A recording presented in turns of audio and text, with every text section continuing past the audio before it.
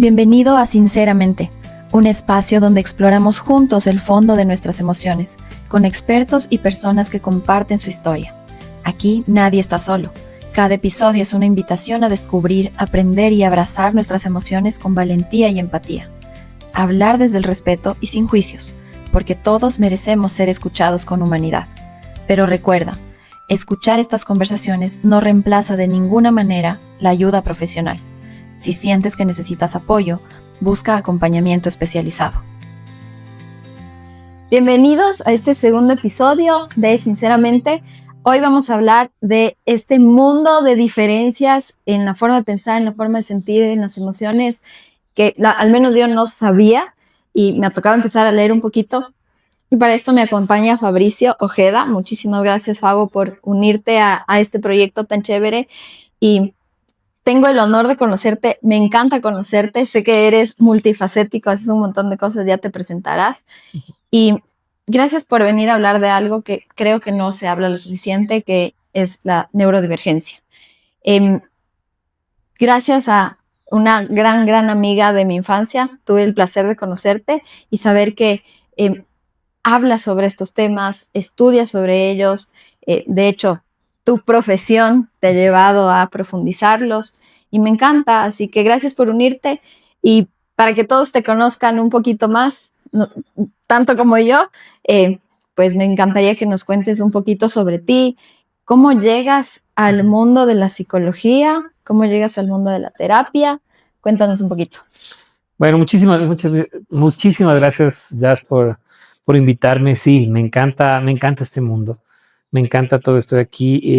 Es lo que hago, es lo que vivo, es lo que soy.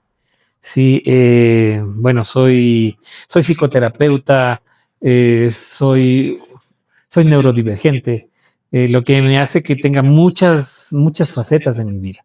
Me permite tener un montón de situaciones, hago comedia, dibujo, hago caricaturas, me encanta dar charlas, me encanta trabajar con pacientes, me encanta investigar y estar constantemente estudiando sobre cómo funciona la mente.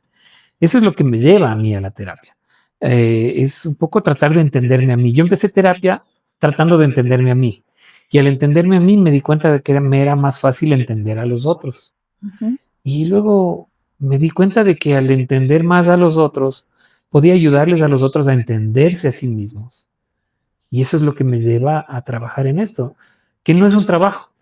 O sea, yo hago algo que me gusta, que lo haría gratis, pero que veo que ayuda a otras personas.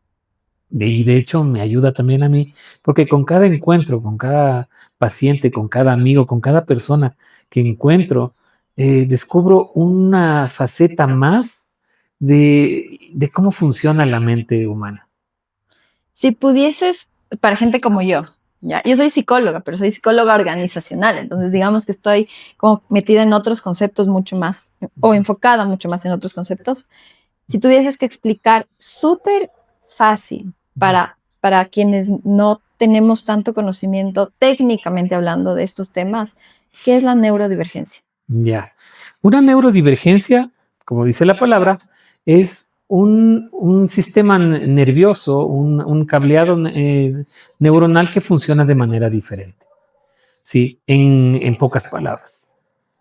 Básicamente ahora se habla mucho de neurodivergencias con personas como con TDAH, con TLP o personas que están dentro del espectro autista. Sí, pero básicamente es todas esas personas que tienen un cerebro que funciona de manera diferente. Básicamente podríamos ser todos. En palabras simples, una persona zurda es una persona neurodivergente. Su cerebro funciona de manera diferente. ¿Sí? Pero también hay neurodivergencias como, por ejemplo, un trastorno de personalidad narcisista o una persona, un psicópata. ¿Sí? Es un cerebro que funciona diferente. Ahora, actualmente, lo que te digo, cuando se habla de neurodivergencia, se habla más de TDAH, trastorno de déficit atencional, TLP y espectro autista. ¿Qué es el TLP? El TLP es el trastorno límite de personalidad o borderline.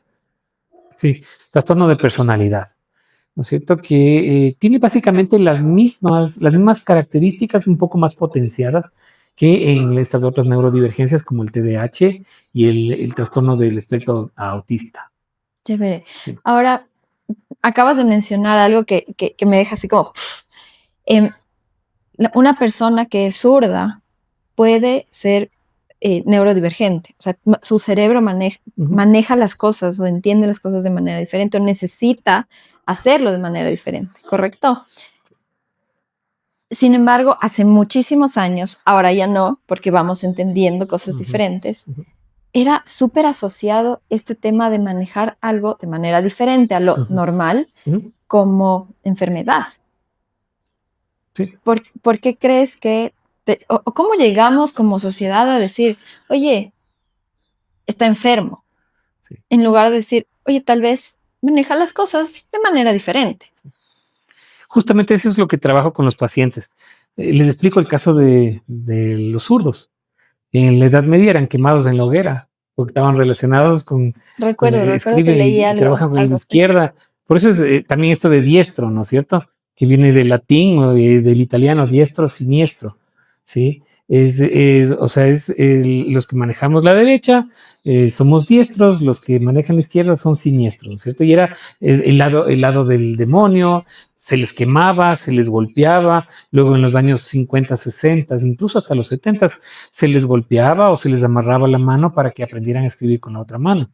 Sí, lo que hace, y eso es algo muy común en muchas neurodivergencias, por ejemplo, las personas con TDAH, muchos tendemos a tener esta manera diferente. Por ejemplo, en mi caso, yo soy ambidiestro, porque yo escribía con la izquierda y me decían que tenía que escribir con la derecha, lo que hizo que pudiera escribir con las dos manos y tengo una letra desastrosa con las dos manos, ¿sí? Porque nunca la pude desarrollar bien.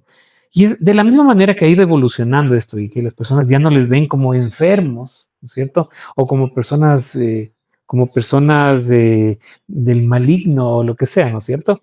Ya se han ido adaptando.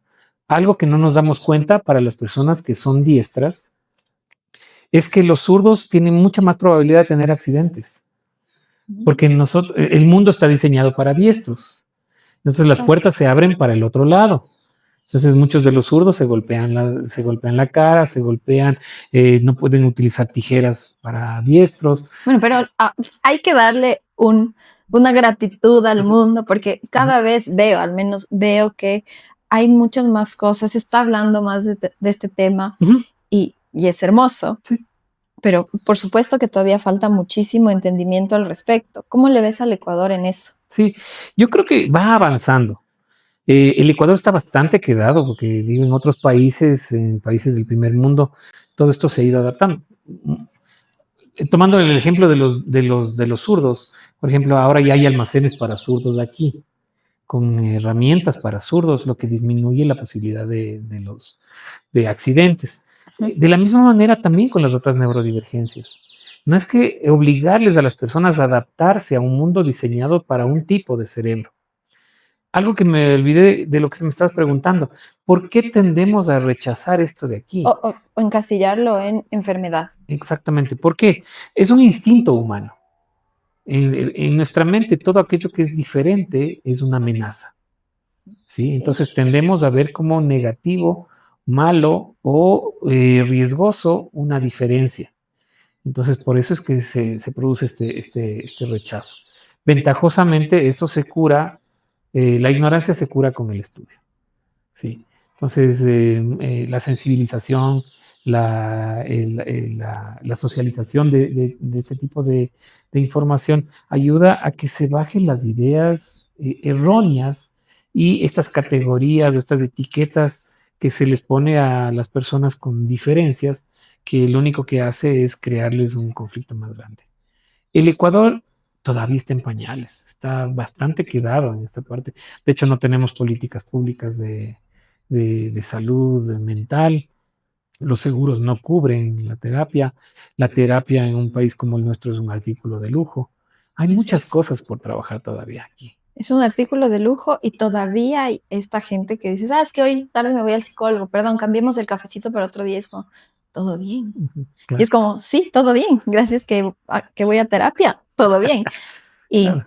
en ese sentido, em, ¿cómo este encasillamiento, llamémosle de alguna manera, puede generar un impacto en la persona que además no sabe que tiene esta neurodivergencia? Ujú. Porque aquí no se habla todavía del tema, hay muchísimo desconocimiento y entonces me siento súper diferente porque realmente tengo mi cerebro funcionando de manera diferente, pero me siento como fuera de foco, fuera de lugar.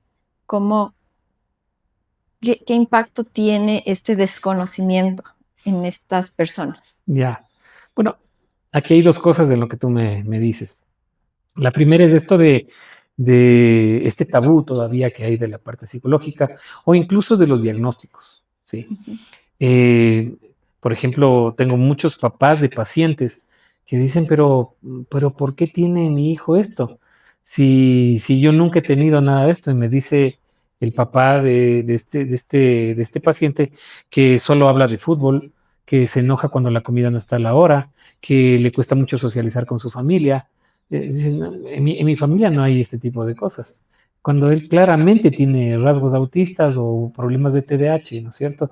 O una mamá que tiene estos problemas para dormir porque tiene una hiperactividad mental. Y dice, pero yo no sé por qué mi hijo tiene este tipo de rasgos, ¿de dónde pudo haberlo sacado? Es esta parte de que el desconocimiento nos lleva a rechazar la posibilidad de encontrar un camino de mejorar, de Ok, adaptarnos, de crecimiento. No de sanación, porque las neurodivergencias no se sanan porque no son enfermedades, sino de una capacidad de adaptación, como el caso de los zurdos. Puedo adaptarme a un mundo diestro, no dejo de ser zurdo, sino que puedo funcionar de una manera que sea más segura para mí. Pero para esto necesito primero aceptarlo. Entonces, primero, esta parte del tabú, que ventajosamente eso sí está cambiando. En el Ecuador está cambiando, las nuevas generaciones ya van a terapia. sí, Más cuesta con las generaciones anteriores. Esto es un poco la situación de cómo irlo hablando, cómo irlo normalizando para poder aceptarme y desde esta aceptación ir buscando estrategias de adaptación al mundo. ok. Ujú. Ahora, cuando tú intentas como adaptarte, ¿no es cierto? Em, ¿cómo llegas de alguna manera? Digamos que el mundo te lleva a adaptarte, pero ¿cómo logras entender que tal vez tengas algún tipo de neurodivergencia? Em, si es que yo tengo una nena que está chiquita y la verdad es que no sabría cómo identificar si es que tiene algún tipo de neurodivergencia. Y creo que a veces nos asusta llegar a saber que podría llegar a tener. Entonces, claro, uno dice, no, yo le veo bien Ujú. y dejamos pasar. Acabas de comentar de tu paciente que dices, no, pero si en nuestra familia todo bien. Cuando empiezas a ver un poquito más detenidamente, ¿por qué pasa esto? ¿Por qué no logramos identificar? Por el rechazo, porque yo quiero pertenecer. Uno de los instintos más grandes que tenemos los seres humanos es la necesidad de pertenecer a un Ujú, colectivo, ujú. a una sociedad, a un grupo, a una tribu, ¿no? Porque eso es lo que nos ha ayudado a sobrevivir sobre otras especies de Homo que han ido extinguiéndose. Esto de pertenecer a un grupo y de tener esta contención del grupo para sobrevivir, que es básicamente lo que nos lleva a que el Homo sapiens haya sobrevivido sobre todas las otras especies. Entonces es un instinto básico, es muy fuerte. Uno de los dolores más grandes que puede tener un individuo es el de no pertenecer, el sentirse rechazado, porque básicamente en la naturaleza el ser rechazado significa muerte. Por eso realmente produce ansiedad de muerte. Entonces, esto de aceptarme y saber que soy diferente y que soy válido siendo diferente, no se puede lograr sin una concientización de que nuestro valor no está en el hacer, sino en el ser. Es una, es una cosa que el sistema nos lleva es un sistema, vivimos en un sistema muy neurotizante, Entonces, el poder entender que mi valor no está en ser como los otros, en funcionar como los otros, ser una maquinita, ser un robot que produce dinero, es bastante difícil para, para desarrollar. Otra de las cosas que tú decías es que, ¿y ahora cómo sé? ¿Y si mi hijo tiene esto? Gabor Maté, en este libro de Mentes Dispersas, él dice una cosa muy, muy interesante. Dice, claro, si leemos los libros de psicología, todos podemos estar locos, ¿sí? Porque todos vamos a entrar. Me acuerdo cuando estudiaba en las bases de psicología, el DSM-4 en ese tiempo, ya no sé en cuál estaremos. Ya no ha pasado tanto. Claro, te pones a leer y dices, y dices, en verdad creo que tengo algo de esto. Y sí, pasa. Claro. Ahora, la cuestión es que todos vamos a tener cierto tipo de situaciones, porque estos mismos síntomas pueden aparecer en una persona con hiperactividad, con el déficit atencional, con TLP.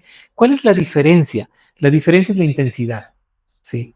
Y si es que esta diferencia o esta falta de maduración de mi corteza prefrontal me está impidiendo tener una vida, una vida que fluya. Si tengo una vida muy conflictiva en la que me estoy complicando en las parejas, en la parte laboral, entonces ahí se diagnostica ya esto.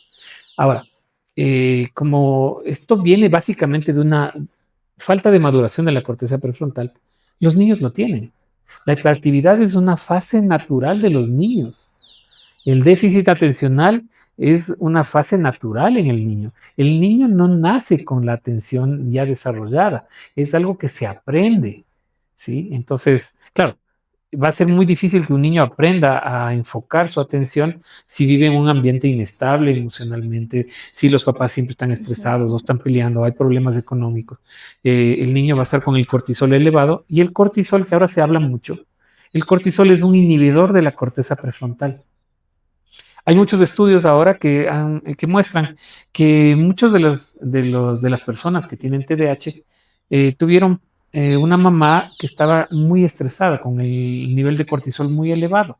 Como el cortisol no se frena en la placenta, pasa directamente al cerebro del bebé y es un bebé que nace con un cerebro ya con falta de maduración porque se le inhibió el funcionamiento de esta corteza.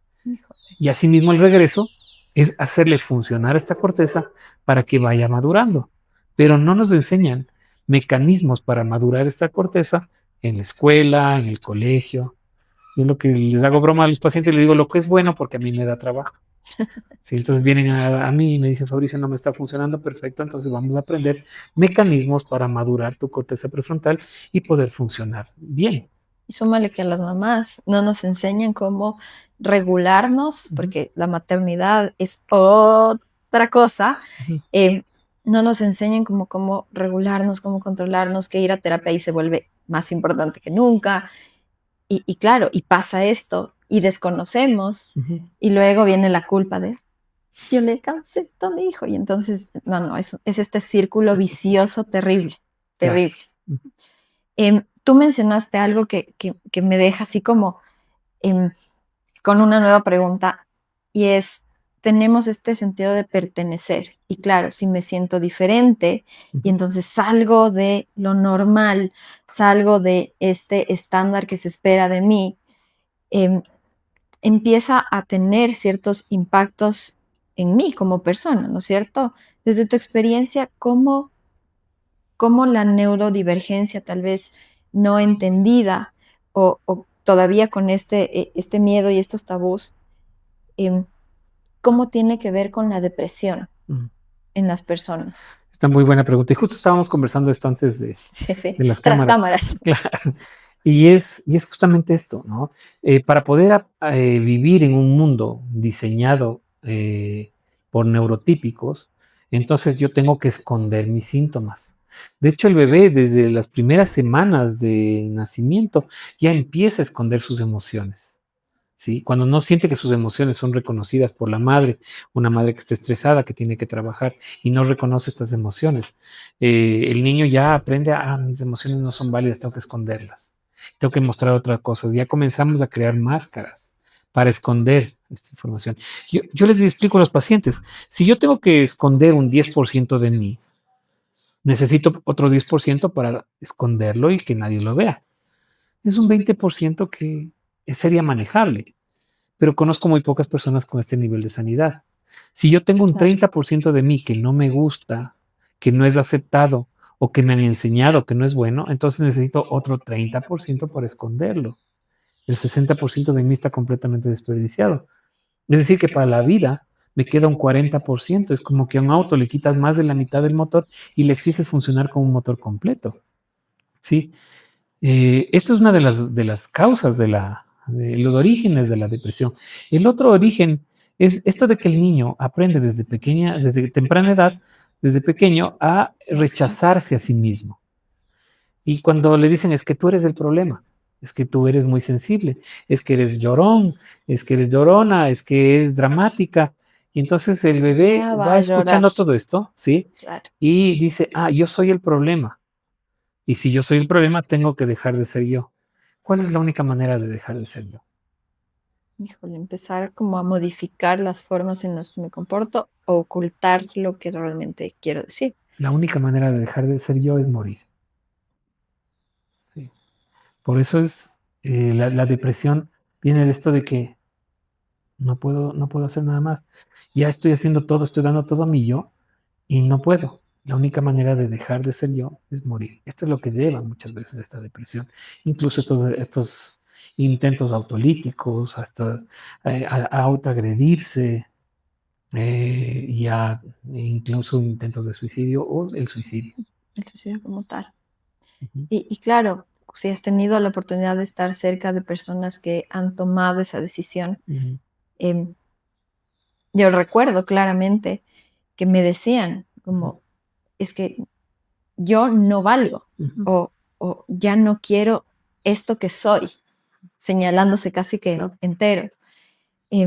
Entonces tiene esta connotación de empezar a generar estas ideas que sin acompañamiento, pues evidentemente pueden llegar a ser mucho más profundas. Mm. Em, no sé si es que hay un momento en el que podrías tal vez como individuo que está sintiendo algo como esto, Ujú. o como alguien que está cerca de y observas que alguien tal vez está sintiendo esto, ¿cómo llegas de alguna manera a acompañar? Ujú. Bueno, eh, cambiando un poco también esta programación. La, mm, la mayoría de pacientes que vienen con, por ejemplo, en el caso del TLP, del trastorno límite de personalidad, una de las cosas que detonan las crisis son las invalidaciones. Vivimos en un mundo que nos está invalidando todo el tiempo. Ya no llores, come. No, es que no tengo hambre, no importa, tú comes lo que yo te puse. Ponte saco, no tengo frío, ponte saco porque yo tengo frío. Vivimos en un mundo que es invalidante. Cuando les vemos cuando van tus amigas a decirte, mira, este cucaracho me hizo esto de aquí, no llores, él no se merece estas lágrimas. Las lágrimas no son para él, las lágrimas son para que yo pueda sacar esta presión emocional que tengo. No, no llores, tú tienes que ser fuerte, sonríe, sal, pégate los tragos, vacila con alguien. Eso es invalidar mis emociones, ¿no? Lo que sucede mucho está en personas neurodivergentes que tienen una dismorfia muy fuerte, emocional, física, corporal, tienen problemas de bulimia, de anorexia, de socialización, ¿no es cierto? Es que ponle ganas, no te deprimas, no hagas Pero ya es ponte bien. invalidante, sí, Sí, ya, no lo había sí, pensado, gracias. exactamente, sí. O sea, no te deprimas, sonríe, tienes mucho por qué respirar, por qué vivir? ¿No? Y ahí veo las caricaturas que me parecen muy apropiadas, ¿no? Dice, pero ¿por qué te deprimes si tienes tanto? Dice, ¿tú por qué tienes asma si hay tanto aire? Sí, es esto. Son, ya son problemas físicos, ya son problemas Neurológico, neurológicos sí. que no se los puede ignorar. Es como que a una persona que tiene eh, diabetes le digas, pon de parte y no uses insulina. Sería ilógico, ¿no es cierto? A una Así persona es. que tiene la pierna fracturada que le digas, pon de parte y baila. No funciona así. Por eso es esta parte de cómo puedo yo apoyar. es siendo validante, validando estas informaciones, entendiendo, pudiendo aceptar esta información.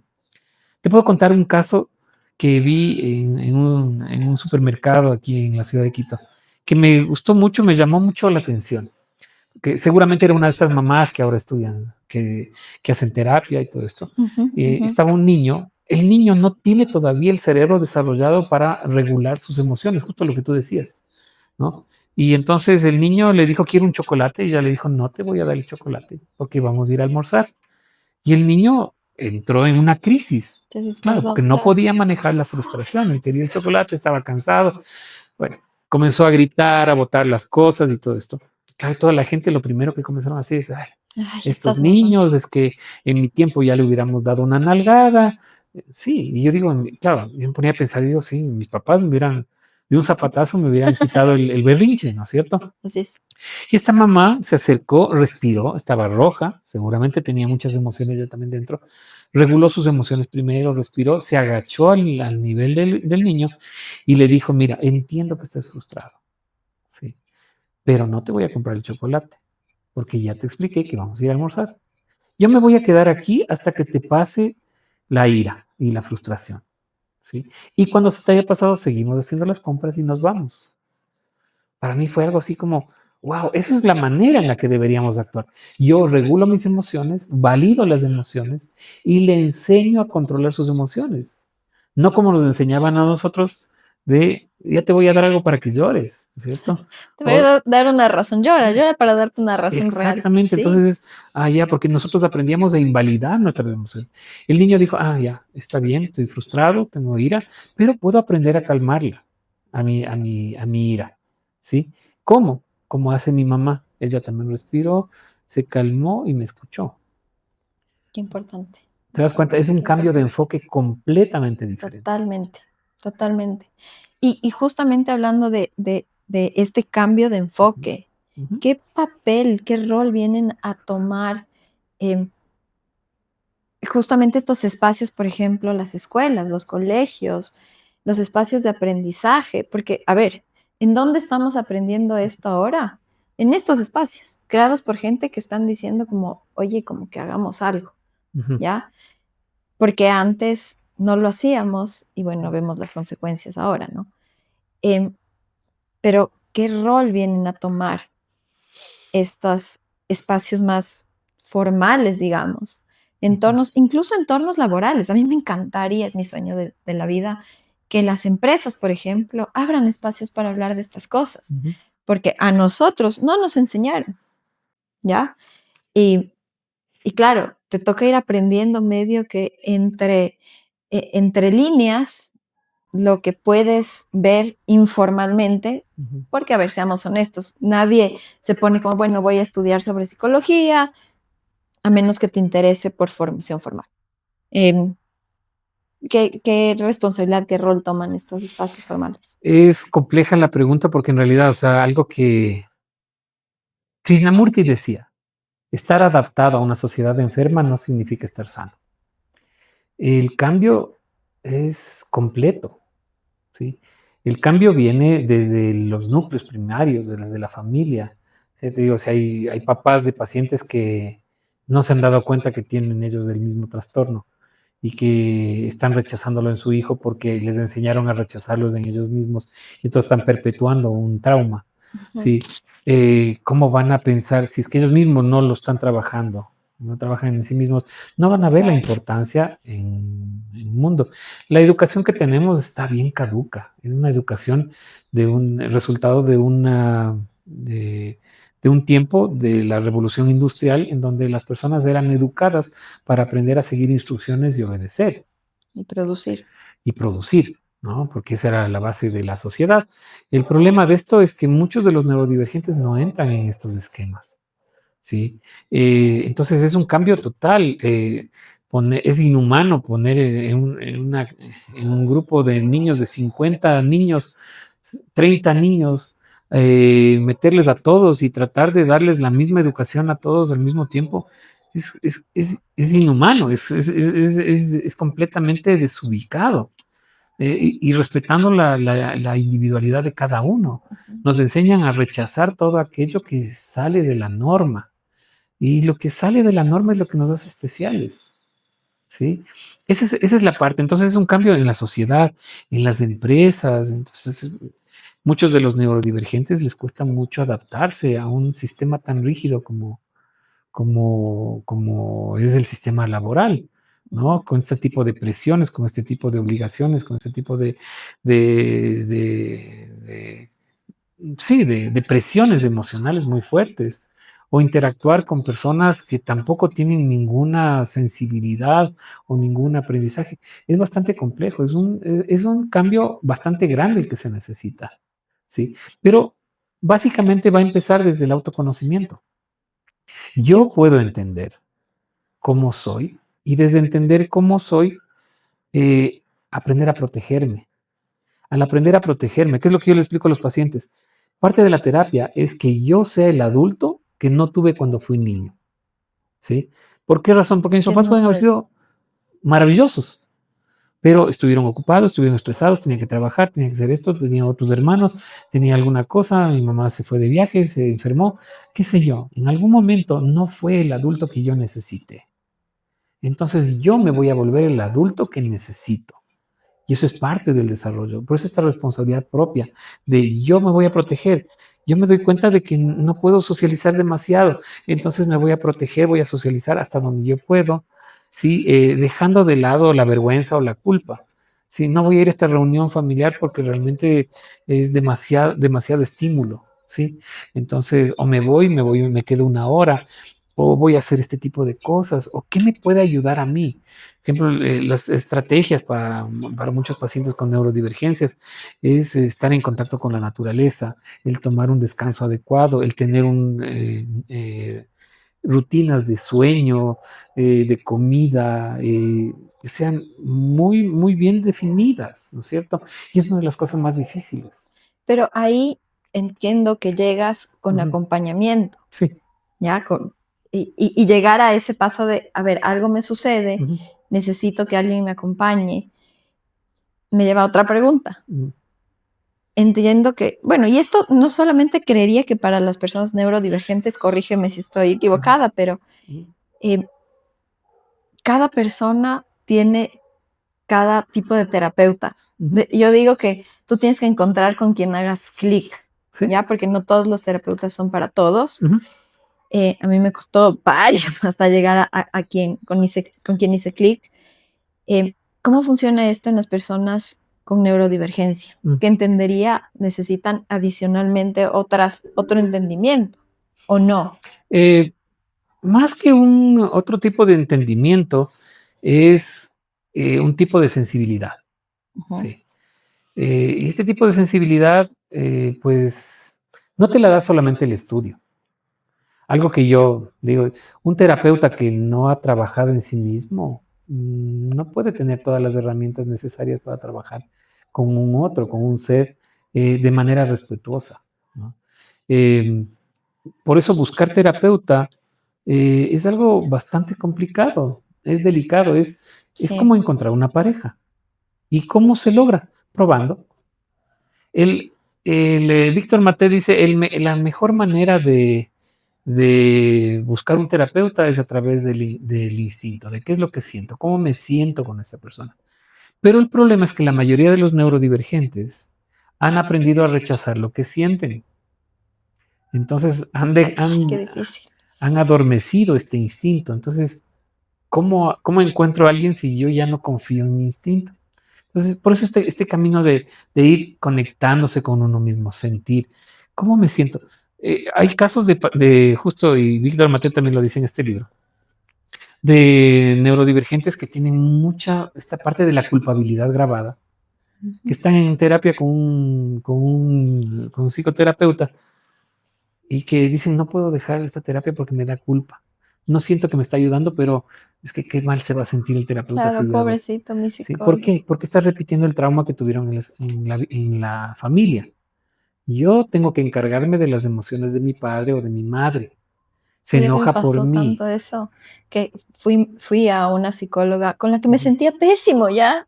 Yo sentía, hasta me daba así como, toca ahí. Mm, Y, y, y no quieres, porque dices, en verdad, ¿cómo se va a sentir? mm. Pero ¿y cómo se sienten cuando les cambian? O sea, Así, fuertes declaraciones. si tú has trabajado en ti, estás en un trabajo constante, porque no es que trabajaste 4 años y ya eres el superterapeuta, es un trabajo diario de ser. Para ser un ser humano necesitamos trabajarlo toda la vida, ¿sí? Entonces, claro, si es que yo siento que me produce alguna cosa la relación con el paciente, esto conocemos en psicología como la contratransferencia. Sí, viene un paciente y digo, ay, qué pereza, ya viene este paciente. O me da pena, me cuenta el paciente esto y me da pena, me da ganas de ir a pegarle a la pareja que le está maltratando, ¿no es cierto? Ya estoy en contratransferencia. Normalmente, un terapeuta necesita haber trabajado en sí mismo mucho para poder reconocer estas contratransferencias. Cuando nosotros reconocemos una contratransferencia, es el momento de regresar a terapia. Aunque normalmente un terapeuta debería Tiene estar que estar en terapia. constantemente en terapia. Pero decir, mira, me pasó esto. O terminé esta sesión con este paciente y me sentí agotado. Entonces voy donde mi terapeuta y le digo, mira, ¿sabes qué me pasó esto? Estoy conectándome con esto. O no veo en qué me estoy conectando. O viene esta paciente y me está cayendo mal. ¿Sí? ¿Qué nos pasa? ¿No es cierto? O esto que ves en los memes, de decir, qué ganas de decirle, pero eso te pasa por Gil, ¿no? Y, estoy en contratransferencia. Entonces voy y trabajo lo mío, porque yo al trabajar lo mío, entonces puedo ayudar mejor a los pacientes. ¿Sí? Okay. Entonces, si viene un paciente y me dice, me quiero ir porque no me engancho contigo en la terapia, y yo me pongo ahí no, pues que mira, a lo mejor no has entendido. No, es poder respetarle, estoy aquí. Y ustedes pueden en algún momento como decir, siento que no te estás sintiendo cómodo. Siente la libertad de Ujú. volar hacia otro terapeuta Sí, o no. eso es lo más ético. Si yo veo que no estoy progresando con un paciente y digo, no, esto no estoy avanzando, ¿sí? Lo normal, lo más sano, lo más ético sería derivarlo. Decir, ¿sabes qué? Te voy a enviar donde otro terapeuta. Siento que no tengo las herramientas, o siento que no estamos progresando, o siento que hay una resistencia de tu parte y no logro trabajarlo. Entonces, mal haría yo de seguir cobrándote y que vengas acá a calentar el puesto, ¿no es cierto? Sería muy ético. Conozco pocos que hacen esto, pero normalmente se debería hacer así, ¿sí? O entender, a lo mejor el enfoque que yo tengo no va contigo, ¿sí? Ujú. ¿O por qué no pruebas este otro enfoque? Sí, hay muchas maneras de hacerlo, de manera respetuosa, para que el paciente tampoco se sienta de que, ni mi terapeuta me aguanta, ¿no es cierto? Ok.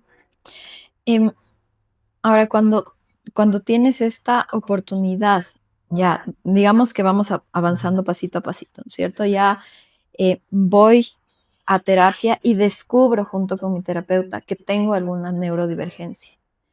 Eh, no quiero como que los 5 pasos, si es que ya no, sino más bien como cómo manejar esto, Ujú. ¿ya? Porque supongo que debe ser un shock, Ujú. debe ser algo que, ok, wow, y ahora, ¿cómo manejo esto? Ya es Claro. como cuando ya tienes al guagua, dices, ay, qué lindo, te imaginas cosas, Ujú. ¿no? Te imaginas cómo será, pero ya cuando te pasan y ya está aquí, es otra cosita.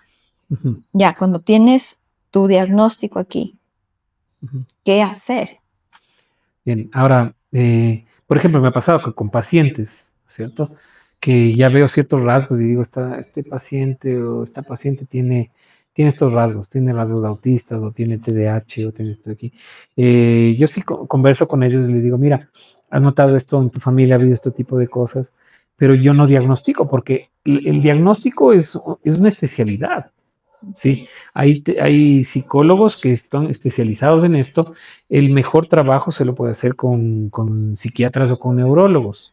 Hay diferentes maneras que se pueden hacer, incluso mapeos neuronales, resonancias funcionales que se pueden ver y que eso corroborarían el diagnóstico. ¿Sí? Eso lo tiene que hacer una persona Un experto, especializada. ok. Y ya con esto, aunque ya con algunos que ya se dan cuenta y dicen, no, sí, mira, sí lleno todos estos. estas situaciones. Y como te decía, o sea, el hecho de que si esto ya me está impidiendo tener una vida normal, fluida, entonces, ¿qué puedo hacer? Sí. Entonces, claro, al poder aceptarlo, al poder entenderlo, primero lo acepto yo, ¿sí?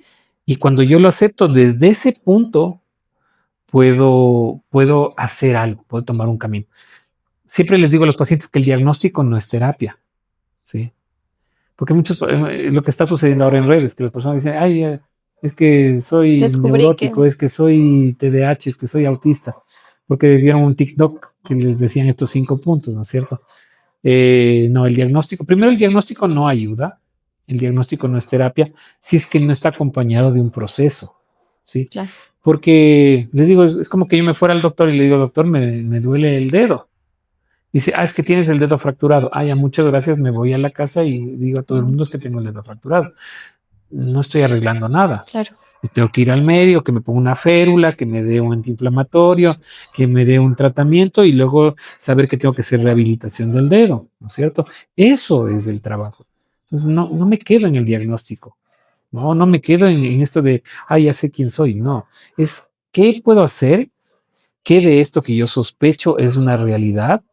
Voy con un profesional que me diagnostique y en función de esto ver, según la gravedad del caso o de la dificultad que me esté presentando esto en mi vida, a ver si tengo que hacer incluso tratamiento medicamentoso, que a veces también ayuda muy bien en las personas con neurodivergencia. Entendiendo que la psiquiatría también está un poco en un estado bastante complicado, porque una pastilla no funciona para todos. ¿Sí? Un medicamento no funciona igual. Los cerebros son máquinas tan delicadas y tan maravillosas que funcionan de manera tan diferente que un mismo medicamento puede producir efectos diferentes en las personas. ¿Sí? Entonces, es un trabajo bastante, es casi un arte. Voy a probar esto de aquí, voy a bajarte la dosis, voy a subirla. Es toda una alquimia que se realiza. Entonces, es esto. ¿Y de qué sirve un medicamento si no hay un proceso de maduración, de adaptación, de crecimiento y de terapia? Sí. Entonces, es realmente ir caminando Ujú, de lo que te estoy entendiendo, y corrígeme si digo cualquier cosa, pero ujú, de lo que te entiendo es ir caminando en ese autoconocimiento ujú, de qué me funciona, de con el acompañamiento ir sumando cosas que me apoyan ujú. a fluir. Claro. Sí, lo he definido bien. Sí, sí, sí, sí. Genial. Es el descubrir tu propio camino de crecimiento, de adaptación y de maduración. Eso es lo que me va a permitir funcionar de una mejor manera en un mundo ya establecido. Genial. Sí. Ahora voy a usar, eh, me quedó así suelta una preguntita cuando hiciste el ejemplo del dedo roto y dijiste, miren, tengo el dedo roto. Sí. Con la neurodivergencia, al momento en que ya tienes el diagnóstico y tomas la decisión de ir caminando y descubriendo lo que me va funcionando, eh, ¿qué tan contraproducente o beneficioso es para la persona neurodivergente compartirlo con el mundo? Es una buena pregunta porque sí, como básicamente es una inmadurez, ¿no es cierto? Eh, y como la primera ley de la mente inconsciente es que la mente inconsciente no quiere cambiar, puede pasar que muchas personas con el diagnóstico se pongan una etiqueta. Soy neurodivergente, o soy bipolar, o soy TDAH, ¿no es cierto?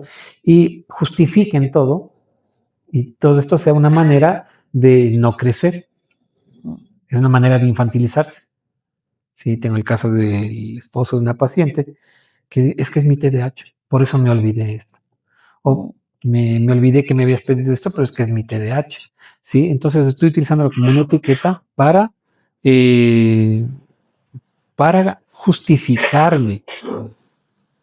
Ese es uno de los riesgos del diagnóstico. Por eso es que el diagnóstico sin un acompañamiento profesional a veces puede ser contraproducente. ¿Sí? Es esto de, a ver, tengo TDAH ya, perfecto, pero eso no quita que pueda ir madurando, que pueda ir creciendo. ¿Sabes? Porque básicamente es como que dijera, soy un inmaduro, entonces por eso nunca me voy a casar o por eso nunca voy a tener pareja. Bueno, pero eso es tu decisión. Claro. pero ¿y si yo no quiero esto? A ver, ¿qué puedo hacer? Puedo aprender a hacer esto, puedo hacerme responsable, puedo tener agendas, puedo tener hábitos de estudio. Perfecto, eso sí me da el crecimiento. Ok. Ujú, Ahora, si estamos en un entorno en donde alguien ha venido y nos ha ujú, dicho, miren, tengo eh, cualquier rasgo de neurodivergencia, ¿ya? Y por ende, estoy en mi camino, estoy aprendiendo, lo estoy trabajando, pero puede que me pase esto ujú. en alguna ocasión. ¿Cómo acompañamos de una manera empática? ¿Cómo acompañamos de una manera que no sea intrusiva, que no sea como, tampoco que del otro lado se diga como, ay, pero es que tiene TDAH, pues le acaban de diagnosticar, entonces no le exijan mucho. O sea, ¿cómo evitamos Ujú. caer en el otro lado? Caer en esa parte de otra vez le encasillo, otra vez empiezo a pensar que es una enfermedad, entonces le trato diferente. ¿Cómo evitamos eso y Sí. cómo generamos ese respeto empático? Claro, lo bueno y lo básicamente lo repito, una neurodivergencia no es una enfermedad, por lo tanto no se va a curar. Ujú, Eh, ahora, es una condición y en base a esa condición yo puedo establecer estrategias de crecimiento y de maduración. Entonces, que no sea una etiqueta, ¿no es cierto? ¿Cómo lo puedo acompañar? Es siendo, como te decía, el caso de la mamá, valido las ujú, emociones. ujú, Validar no es justificar, de acuerdo. validar no es socapar, validar es entenderte, ¿sí? Pero entenderte no es justificarte que tú no crezcas o no hagas o que yo no te pida que, oye, mira, necesito que vayas a verle a la niña a la guardería y no me puedes decir que porque tienes TDAH te olvidaste a tu hija en la guardería, ¿no es cierto? Porque hay algo que tenemos, sobre todo las personas con TDAH, que es este hiperfoco, ¿no es cierto? Cuando algo nos interesa, Hiperfoco, ok. ¿sí? Eh, estamos con la mente completamente en ese interés, ¿sí? Entonces, porque está mal dicho el nombre de trastorno de déficit atencional, porque no es un déficit atencional, es que esta persona tiene atención a tantos focos que no puede decidir en cuál enfocar la atención. Entonces tiene mucha atención. Por eso cuando tenemos un asunto de interés se desarrolla el hiperfoco que no tienen los neurotípicos. Entonces, en el hiperfoco es esto, muchos de los neurodivergentes se van a reconocer en esto. Estoy en algo que me gusta, estoy haciendo, armando un rompecabezas, leyendo un libro que me gusta, estudiando cierto tipo de situaciones, o estoy cocinando, haciendo algo, y me olvido del mundo. No he ido al baño, no tomé agua, no dormí, porque estoy metido en esta situación. Entonces, si lo utilizamos como herramienta, es un superpoder. ¿Sí? Es esto, ¿cómo lo puedo utilizar en mi vida para que sea constructivo? En el caso de las Importante. parejas, ¿sí? En el caso de las parejas, como apoyo, le entiendo, puedo escucharle, puedo validarle y puedo tener cierto tipo de estrategias, ¿sí? Cierto tipo de, sin tener que maternarle a mi pareja, ¿no es cierto? Volviéndome esta madre controladora o regañadora, que lo único que va a hacer O es padre controlador regañador. ¿sí? Complicar la situación, ¿no es cierto? Que es muchas veces el problema que veo en muchas parejas con personas con TDAH, ¿no es cierto? Que terminan maternándole a la pareja, sea el padre o sea el hombre o la mujer. Y el problema de esto es que termina destruyendo la pareja. Porque una de las cosas que sucede ahí es que la sexualidad siempre va a pasar la factura. Porque nadie en su sano juicio quiere acostarse con su hijo o con su hija. Claro. ¿Sí? O con su papá. Entonces, si yo lo estoy maternando, paternando a mi pareja, pues automáticamente la sexualidad va a pasar el precio. Entonces, para mantener esto de aquí es cómo puedo yo apoyar sin hacerme cargo, sin sobreproteger a la otra persona. Y en cualquier entorno, ¿no? Ujú. Porque si es que tengo a alguien en un entorno laboral, es como, no, no, yo le doy haciendo y empiezas como a estar haciendo. Sí, exactamente. Cuando yo estaba en Francia, en uno de los talleres que yo hice allá, uno de los profesores decía, en los países latinoamericanos, los padres tienden a sobreproteger a los hijos, ¿sí? Y la sobreprotección es la manera más cruel de maltrato. Y a mí me chocó eso. Y digo, ¿cómo puede atreverse a decir esto? Y tiene razón, porque la sobreprotección no viene del amor, viene del miedo. Y se le cosifica al hijo y se le dice, tú no puedes, yo sí puedo, yo voy a hacer las cosas porque tú no vas a poder, ¿sí? ¿Por qué hacemos esto en los países latinos? Para crear relaciones de dependencia. Porque las relaciones de dependencia son más fácil de, de observar que las relaciones de amor. El amor se tiene que sentir. La dependencia se puede comprobar. Y entonces esto hace que, claro, el hijo tenga 40, 50 años y no pueda cortar el cordón umbilical con la madre o el padre, ¿sí? Esto lo hacemos de manera instintiva, decía este profesor, porque en los países del primer mundo quien se encarga de los mayores es la sociedad, es el gobierno, es la seguridad social. En cambio, en los países donde una seguridad social es bastante insatisfactoria, un gobierno no muy eficiente, quienes van a encargarse de los padres son los hijos. Y la única manera de hacer esto es los hijos que nunca se van de la casa. ¿Sí? Entonces se les infantiliza. Qué fuerte. Claro, para que no crezcan. Entonces se quedan conmigo. Es bastante fuerte, pero tiene mucho sentido. Entonces, ¿cómo puedo yo apoyar? Haciéndolo desde el adulto y permitiendo que la otra persona desarrolle el adulto. Ese es el objetivo. Sí. Súper. Antes, cuando te invité a formar parte de Sinceramente, y te dije, Pavo, tengo este proyecto, quiero que te unas, y te preguntaba un poco de qué te gustaría hablar, me comentaste algo que me dejó sonando muchísimo, y es que el diagnóstico y este acompañamiento para identificar la neurodivergencia en una persona se ha vuelto complejo, no por técnica, no porque no exista la teoría o el estudio, sino por la sociedad y el entorno. Se ha vuelto mucho más complejo diagnosticarlo en mujeres que en hombres. Ujú. Y me dejó así como muchas preguntas ahí. ¿Por qué? ¿Qué pasa ahí? Sí, esto es bien interesante. Justo lo que conversábamos, ¿no? Las mujeres funcionan diferente que los hombres. ¿Sí? Definitivamente. Definitivamente, sí, exactamente. Son seres más complejos que nosotros los hombres. De hecho, o sea, por ejemplo, el cerebro, la parte de las emociones y del lenguaje tienen un diferente cableado que el de los hombres. Tiene un sentido evolutivo, una justificación evolutiva.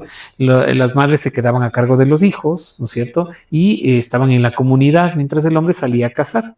Con que el hombre trajera una presa o el alimento, lo que sea, bueno, pero la mujer tenía que encargarse de los hijos, seres que no tienen lenguaje, transmitirles el lenguaje y reconocer las emociones, ¿sí?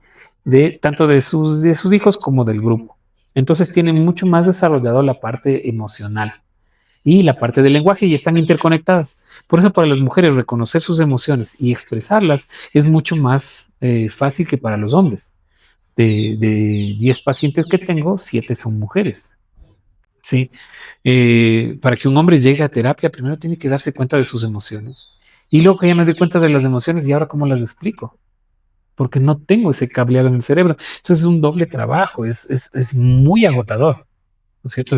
Además que a los hombres nos han enseñado que la única emoción válida que podemos expresar es la ira, ¿sí? No puedo llorar, no puedo deprimirme, no puedo sentir miedo, no puedo ni siquiera estar agotado. O sea, la ira es la única emoción que me permiten expresar. Entonces tenemos una pobreza emocional en cuanto a la comunicación. Por lo tanto, las mujeres al tener más desarrollada esta parte emocional, también son las que mejor enmascaran los síntomas. Muchas pacientes son diagnosticadas alrededor de los 40, 45 años, o como te decía, cuando llegan a la perimenopausia, que comienzan en un caos emocional porque están cambiando todas sus hormonas, ya no pueden sostener las máscaras, y entonces ahí recién aparecen los síntomas, dicen, recién me está apareciendo esto. No, lo he tenido toda la vida, pero lo supe esconder. Pero ahora que mi cuerpo está encargado de hacer tantas cosas, ya no puedo sostenerlo. Y entonces recién se comienzan a diagnosticar en esas edades. Okay. Es algo que dificulta todavía más este proceso. Claro, y eso súmale que la sociedad también es como, si ves a un hombre llorando en algún lado, es como, ¿qué pasó? O sea, de ley algo le pasa, necesita apoyo y contención, ¿ya? Porque ahora, pues, obviamente tenemos un poquito más de esta apertura a a ver, los hombres, estoy escuchando un podcast que también me encanta, que es Los hombres y lloramos, y estamos como que reconociendo, dándole cabida a este tema. Pero a las mujeres, si tú ves a una mujer llorando en algún lado, es como, está en sus días, chuta, pobrecita, algo le debe estar pasando, pero como que es normal que la mujer esté como achicopalada, ¿ya? También eso le pone un poquito más de tierrita que podamos decir, oye, algo me está pasando y puedo levantar la mano y decir con total tranquilidad, capaz, y necesito ayuda o tal vez tengo un cableado diferente, tal vez miro el mundo de manera diferente. Puede ser. Claro que sí. Por eso es algo que les digo a los pacientes. Si quiero salir de una adicción, ¿cuál es el primer paso para salir de una adicción? Híjole, no sé. Reconocer que tengo una adicción. Ok. Si no la reconozco, pues porque voy a cambiar si yo estoy bien. Eso es lo que sucede. A las mujeres les han enseñado a ser súper eficientes, ¿no es cierto? En un mundo en el que ahora, por todo este sistema, se les obliga a competir con los hombres. Entonces la mujer tiene que ser buena madre, buena hija, buena esposa, buena amante, buena amiga. Y tiene que manejar un montón más de facetas que a veces los hombres. El hombre con que vaya al trabajo y traiga el dinero, ¿no es cierto? Y ya tiene sus amigos, listo, punto, se acabó, ¿no es cierto? Ahora está cambiando bastante esto de que los hombres, también tenemos que ser buenos padres. También tenemos que estar involucrados, ¿no es cierto? Pero en las generaciones anteriores vemos estos chistes que hacen, ¿no? Decir, oye, ¿tú cierto qué estudiaste tú? ¿Cuál es tu nombre completo? O sea, estos papás completamente ausentes de la crianza y toda la carga mental. Como el cosito, eres hijo mío, ¿no es cierto? Hay un montón de chistes de eso que luego te pones a pensar y es cero chistoso, pero sí. Exacto. Es chistoso porque es verdad. Sí. Y es esta parte de aquí, o sea, es involucrarme. Yo también tengo responsabilidad. La carga mental de la casa se le pasa a las mujeres, ¿no es cierto? Entonces vemos un montón de esposos que son hijos grandes. Es que, ¿dónde está mi ropa? Es que no encuentro esto de aquí. ¿Dónde tienen los artículos de limpieza? Sí. ¿En qué colegio están los hijos? Entonces es como se le pone mucha carga mental a las mujeres. Entonces también es bastante fuerte. Es como aprender a darnos cuenta de que estamos teniendo roles que no son muy sanos. ¿Sí? El ser conscientes de esto es el primer paso para poder salir de ahí. Me encanta. Y tal vez para ir cerrando, porque nos podríamos quedar 4 horas hablando de esto. Justamente cómo creamos estos espacios más conscientes, desde tu experiencia, cómo podríamos hacer que existan más espacios de conciencia, de empatía, de entendimiento, de psicoeducación, por decir algo, para justamente hablar de esto. Entender, creo que es el primer pasito para poder trabajar en una sociedad que valore a las personas y la diversidad de las personas. Bueno, una de las cosas es este tipo de espacios, ¿no es cierto? En donde se pueda socializar la información, en donde algo que escucho me lleve a pensar, digo, capaz que debería investigar esto. Porque definitivamente la única manera de cambiar el mundo es cambiándome a mí mismo, conociéndome. Si yo me conozco, si yo trabajo en mí, si yo me desarrollo, automáticamente mis relaciones van a ir modificando. Por eso el trabajo, el camino es la conciencia. ¿Sí? Totalmente de acuerdo. Gracias, Fabo, y te comprometo tengo un montón de preguntas que me quedaron por aquí, te pude hacer como 3 o 4, creo, tengo un montón de preguntas más, así que ojalá podamos tener otro espacio para seguir conversando, para seguir abriendo estos espacios justamente de entender, que creo que es el primer paso para que la gente se sienta acompañada, para que la gente pueda decir, oye, necesito ayuda, y evitar tantas cosas que son más terribles, ¿no? Dentro de las familias, dentro de la sociedad. Claro, yo encantado, porque este es mi hiperfoco. Esto es lo que me encanta, por eso digo yo no trabajo, yo hago algo que me gusta y me pagan por hacerlo. Así que me encanta socializarlo, lo converso en todos lados. A veces digo, las personas que me acompañan, parejas que he tenido, amigos, y ya deben estar cansados de que les estoy hablando siempre de esto, ¿no? Pero bueno, también veo la atención que ellos ponen, ¿no? Y dicen, mira, esto que me hiciste pensar me hizo entender un poco más a mi hijo, a mi mujer. Sí, exactamente, porque es esto, ¿no? Esto de socializarlo, hablarlo, decirlo, explorarlo, es jugar, es dejar que mi niño investigue esto de aquí, dejar que mi niño esté en curiosidad constante, en crecimiento constante, ¿no? Que es como he decidido vivir mi vida. Me encanta. Seamos curiosos de estos temas. Gracias, Fabo. A ti también por eso.